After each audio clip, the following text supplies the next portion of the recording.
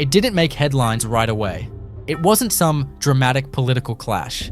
Instead, it was a quiet decision, a single bureaucratic move that flipped the entire agricultural machinery industry on its head. John Deere, the legendary icon of American farming, suddenly found itself paralyzed. Factories went silent, dealers were left with empty showrooms, and farmers were stuck waiting for parts that never arrived. Canada didn't need force or threats. They simply changed the rules, introducing a layer of logistics so complex that it choked the flow of essential components. While John Deere struggled to breathe, global competitors moved in fast, seizing the moment with ruthless efficiency. No one saw it coming. Not Deere, not Washington, not the American farmers now left scrambling. Why did Canada use bureaucracy as a weapon? How did China and South Korea turn this chaos into an opportunity? And what does it mean for American farming when its most trusted brand starts to falter? What's happening? It wasn't an economic downturn, it was a chokehold on production. As the parts shortage spread from factory to factory, John Deere found itself in an unprecedented crisis. The ripple effect began in Iowa, where the first production halt caught workers and managers off guard. As the reality sank in, it became clear this was not an isolated incident. Soon, factories in Illinois, Missouri, and Kansas reported similar stoppages. The heart of America's agricultural machinery production was grinding to a halt. Workers arrived at their shifts to find production lines eerily quiet. Managers tried to keep morale up, explaining that the delays were temporary, but days passed and the parts never came. Confusion gave way to anger. Many employees had dedicated decades to the company and couldn't understand why production had suddenly ceased. Rumors spread about layoffs, while some feared the entire operation might shut down for good. John Deere had always prided itself on its ability to adapt, but this time, adaptation seemed impossible. The company had no contingency plan for a prolonged border delay, especially not during peak production season. Workers were left in limbo, unsure if they would be called back or if their jobs were permanently lost. Families who had relied on steady paychecks found themselves calculating how long they could survive without income. Efforts to source parts from alternative suppliers failed miserably. The specialized components that Deere needed couldn't be easily replicated or sourced locally. Even if they could find alternative manufacturers, ramping up production would take months. Deere's reliance on Canadian suppliers had been seen as a strategic choice, until the border delays made that strategy a liability. As the days stretched on, some factories started dismantling partially assembled machines just to free up space on the factory floor. This was no longer just a delay, it was a full-scale manufacturing meltdown. Workers began to realize that this wasn't just a temporary hiccup, but a systemic failure. Their faith in the company began to wane, and whispers of job losses became more frequent. By the end of the first month, layoffs began. Hundreds of workers were sent home with the promise that they might be called back once the parts arrived. But deep down, many knew their jobs might never return. Morale plummeted. For the first time in decades, John Deere looked vulnerable. And just when Deere thought the worst was over, the fallout reached the dealerships. Dealer desperation, a crisis of trust in rural America. In farming towns, John Deere was more than just a brand. It was a lifeline, until it wasn't. As factory shutdowns continued, dealerships across the Midwest faced a crisis of their own. Farmers flocked to local dealers, desperate for parts to fix their aging equipment, but shelves were bare. Dealers, once proud representatives of the John Deere legacy, found themselves delivering bad news to loyal customers. Farmers needed their machines operational to maintain their crops, and every day of delay meant financial loss. Some had already pre-ordered new models or parts, only to be told their shipments were indefinitely delayed. In tight-knit communities, this felt like a betrayal. Trust in the iconic green and yellow began to wane. Dealers tried to explain the situation, but without clear communication from corporate, they had few answers. Financial strain began to build as sales plummeted. Some dealerships considered stocking competitor brands just to keep their businesses alive. Longtime customers, once staunchly loyal to Deere, began to explore alternatives. The emotional impact was profound. Farmers felt abandoned, while dealers felt powerless. Decades of loyalty were being eroded, not just by logistics, but by a perceived lack of accountability from John Deere. It wasn't just business, it was personal. As rural loyalty faltered, Canada's strategic chess game continued. Canada's masterstroke, the strategic trap, Deere never saw coming. While John Deere scrambled, Canada tightened the noose without breaking a single law. This wasn't just disruption, it was long-term dominance disguised as policy. Canada's logistical strategy wasn't just about slowing down production, it was about forcing American companies to rethink their entire operational strategy. Mark Carney's calculated move was aimed at one thing: pushing US companies to localize production. By choking the supply chain at a crucial moment, Canada ensured that companies like John Deere would have to consider building more factories domestically or face the same crisis again. The political framing was crucial. Canada appeared strategic and methodical, while the US seemed reactive. The real aim was clear: make American reliance on foreign manufacturing unappealing. But as Deere struggled to adapt, a new threat emerged, not from abroad, but from within the United States. Farmers abandon Deere. The dealers have nothing left to offer. For farmers, loyalty is a way of life until the machines stop working. In small farming communities, John Deere is more than just a brand. It is a symbol of reliability, a trusted partner in every planting and harvest. So when machinery started breaking down and parts were nowhere to be found, frustration turned to outright panic. Farmers rely on their tractors, balers, and combine harvesters to keep their operations running smoothly. Yet as the supply chain chaos continued, essential parts simply stopped arriving. Dealers who had long built their reputations on having the right part at the right time were left empty-handed. Showrooms once filled with gleaming new models now felt hollow, as if the very soul of the business had been ripped out. Dealers across the Midwest reported the same issues. Engines without pistons, hydraulic systems without pumps, and digital consoles that couldn't be updated because the necessary modules were stuck somewhere across the Canadian border. Farmers, already struggling with unpredictable weather and rising input costs, now faced a new crisis: machinery that could not be repaired. In rural Nebraska, one dealership owner summed up the situation grimly. "We have the showroom, we have the brand, but we've got nothing to sell. It's like being a bank with no money."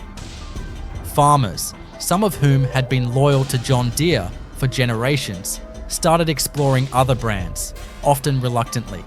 Some began scouring online forums and classifieds, looking for used parts or equipment from non-Deere brands.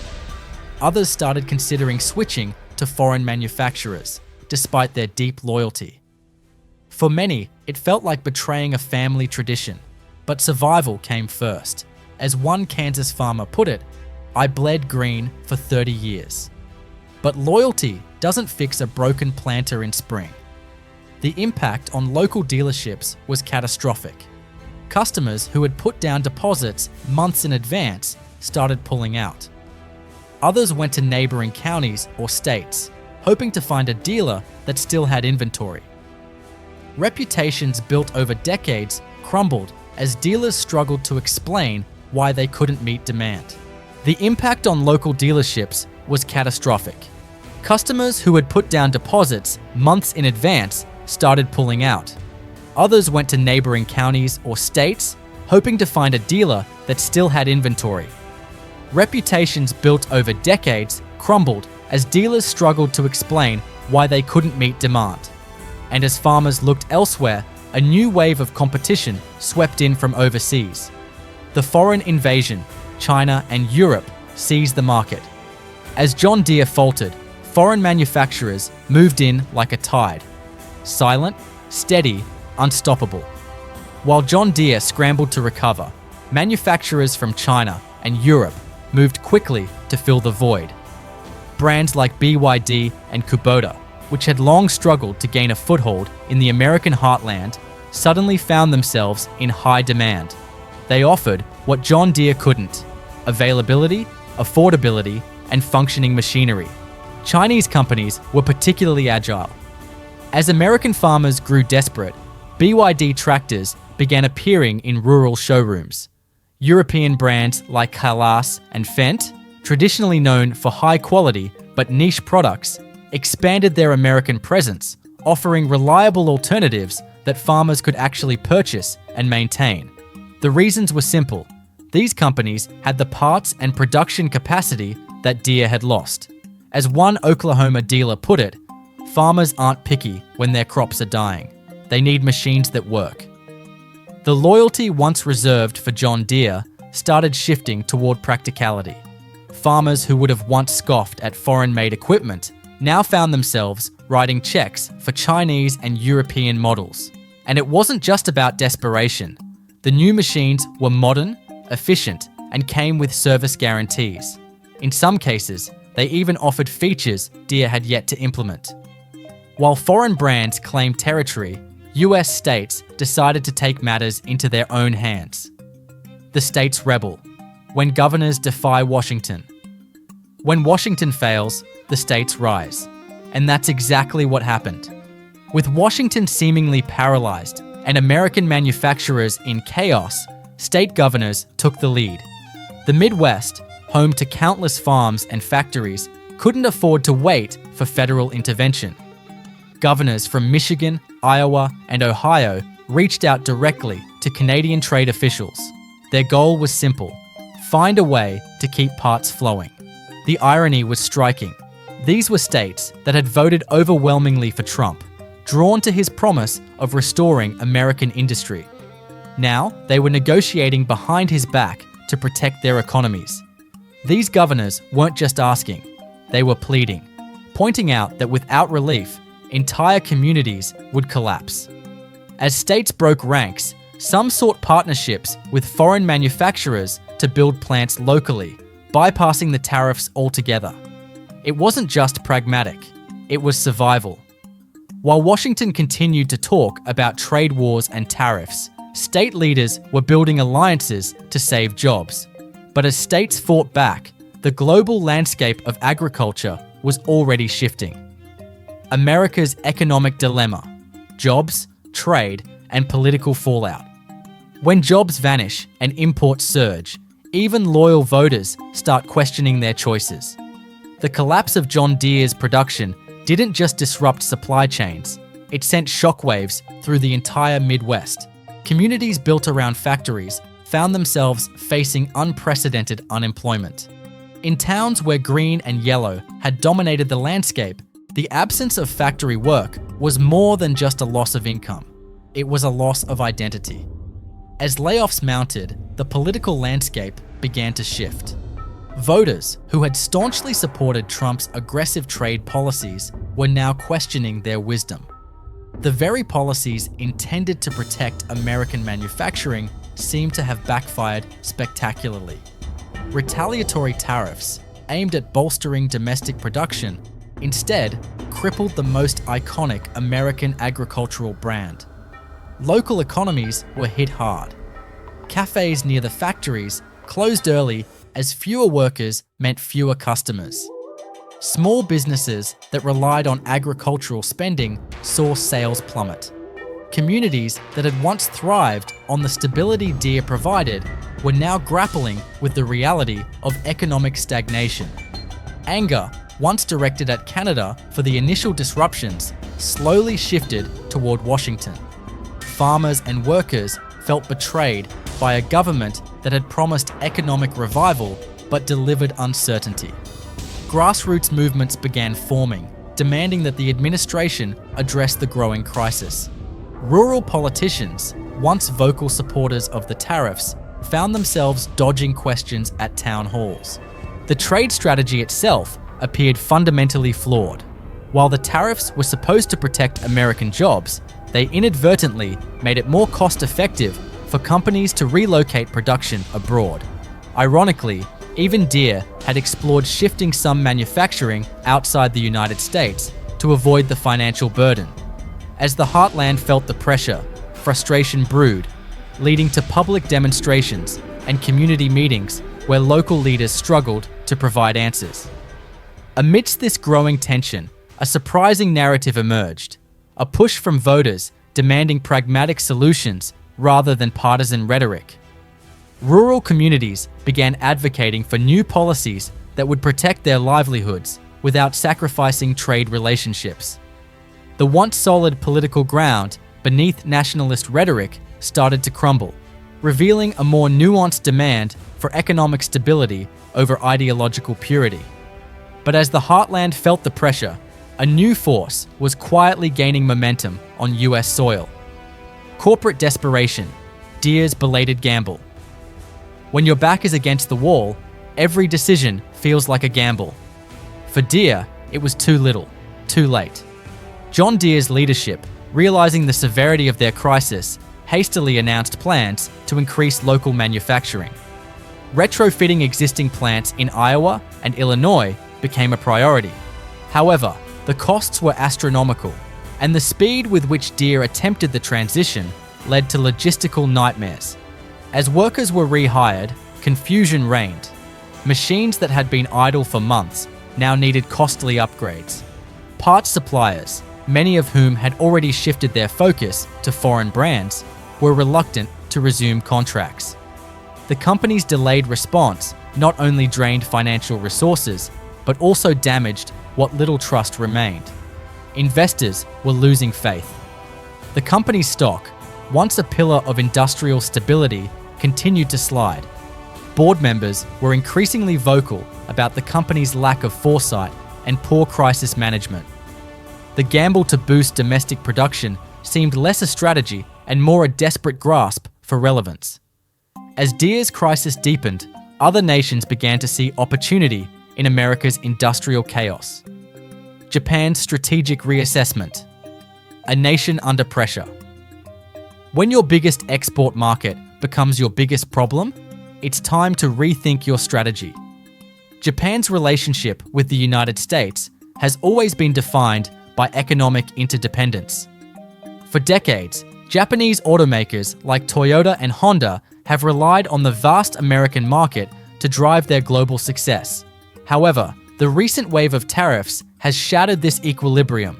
As the United States aggressively targets imports, Japan finds itself facing an existential crisis. How do you protect an industry when your biggest customer becomes your biggest adversary? The Japanese government, caught between safeguarding its automotive sector and maintaining diplomatic ties with Washington, is scrambling to respond. Officials have convened emergency meetings with top executives from Toyota, Honda, Nissan, and other major manufacturers. The goal: to develop a strategy that mitigates the financial hit while preserving Japan's automotive dominance. Some lawmakers have suggested imposing retaliatory tariffs on American goods, but the risk of escalating the trade conflict has kept such ideas in check. Instead, the focus is on shoring up domestic production to minimize reliance on the American market. Automakers are pursuing two primary strategies: localized production, shifting more manufacturing to the United States to avoid tariff impacts. Toyota, for example, has accelerated plans to expand its plant in Kentucky, hoping to boost local output by 20% within 3 years. Honda is considering similar moves, including building a new facility in Ohio specifically for electric vehicle production. Diversification, aiming to reduce dependency on American consumers by increasing exports to Southeast Asia and Europe. This dual approach may mitigate immediate damage, but it also reflects a harsh reality. Japan's automotive industry must evolve or risk obsolescence. Public sentiment in Japan is rapidly shifting from frustration to anger. Initially, many viewed the tariffs as just another skirmish in the ever-volatile world of global trade. Now, however, the impact on jobs and production is becoming evident. Japanese workers who build vehicles intended for American consumers are worried about job security. Some unions are calling for stronger government intervention. Protests outside government offices have become common, with citizens demanding policies that protect local workers rather than appeasing American trade demands. But as Japan scrambles to adapt, other Asian giants are quietly celebrating. China and South Korea, unexpected winners.